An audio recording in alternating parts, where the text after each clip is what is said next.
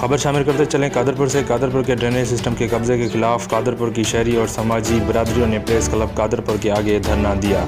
मज़ीद तफसीलात आपको देते चलें नाजरीन। धरने में शामिल तालका होटकी के पीपल्स पार्टी के सदर मीर हमजा खान सुंदरानी ने कहा कि कादरपुर में ड्रेनेज सिस्टम पर कब्जा करने वालों को किसी भी सूरत में कब्जा नहीं करने देंगे। ये ज़मीन सालों से कादरपुर की ड्रेनेज सिस्टम की है और रहेगी। सिंध हुकूमत की जानिब से हमें हिदायत जारी की गई है कि आप शहरियों से मिलकर उनका दुख सुख में साथ देंगे। एहतजाजी धरने में शाह नवाज सुमरो, अब्दुल वाहिद भुट्टो, जाम अबू बकर इरशाद, आमन सुंदरानी, मोहम्मद यूसुफ सोलंकी और काफ़ी लोगों ने शिरकत की। धरना देने वालों का कहना था कि ये कादरपुर शहर का मसला है, नाजायज़ कब्ज़ा है। हम शहरी कादरपुर की आबादी के साथ हैं, अगर चाहे अपनी जान की बाजी लगानी पड़ेगी तो भी हम लगाएंगे। ये कब्ज़ा माफिया को कभी कादरपुर ज़मीन का 1 इंच भी नहीं देंगे। Jahangir Abro, 19 news, bureau chief, Sindh.